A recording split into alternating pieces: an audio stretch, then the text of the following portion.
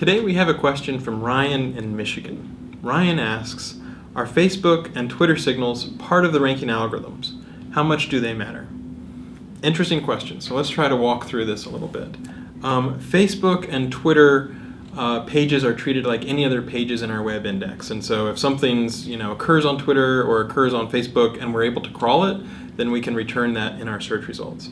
But as far as doing specific work to sort of say, oh, you have this many followers on Twitter or this many likes on Facebook, to the best of my knowledge, we don't currently have any signals like that in our web search ranking algorithms. And let me talk a little bit about why not.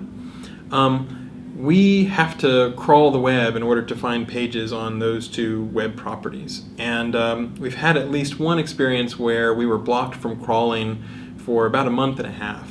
And so the idea of doing a lot of special engineering work to try to extract some data from web pages when we might get blocked from being able to crawl those web pages in the future is something where the engineers would be a little bit leery about doing that. It's also tricky because Google crawls the web, and as we crawl the web, we are sampling the web at finite periods of time. We're crawling and fetching a particular web page. And so if we're fetching that particular web page, we know what it said at one point in time, but something on that page could change. Someone could change the relationship status, or someone could block a follower, and so it would be a little unfortunate if we tried to extract some data from the pages that we crawled, and we later on found out that, for example, a wife had blocked an abusive husband or something like that, and just because we happened to crawl at the exact moment when those two profiles were linked, we started to return pages that we had crawled. So because we're sampling an imperfect web, we have to worry a lot about identity when identity is already hard.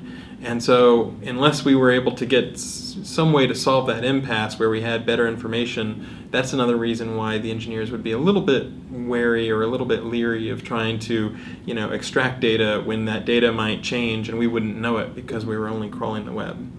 So I'm not saying not to use Twitter and Facebook. I love to tweet. There's a ton of people who get a ton of value from both Facebook and Twitter.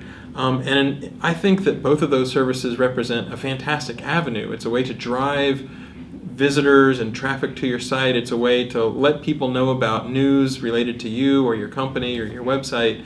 So I think they're great ways to build up your personal brand.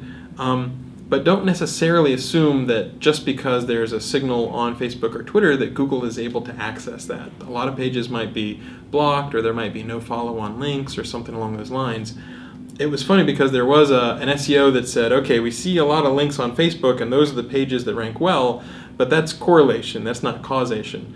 Instead, it's probably that there's something really awesome, and because there's something awesome, then it gets a lot of likes on Facebook, and a lot of people decide to link to it. That's the sort of thing where the better content you make, the more people are to like it, not only in Google, but in Twitter and Facebook as well. So as far as your question, I hope that helps clarify things a little bit. One thing that I want to point out is I think over a multi-year, 10-year kind of span, it's clear to me that people are going to know more about who's actually writing what on the web. It won't be just completely anonymous.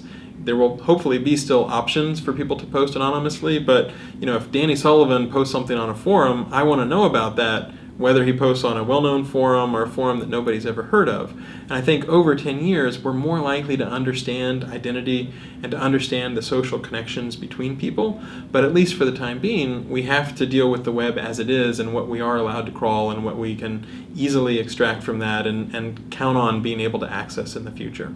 So I hope that gives a little bit more context on the answer to your question.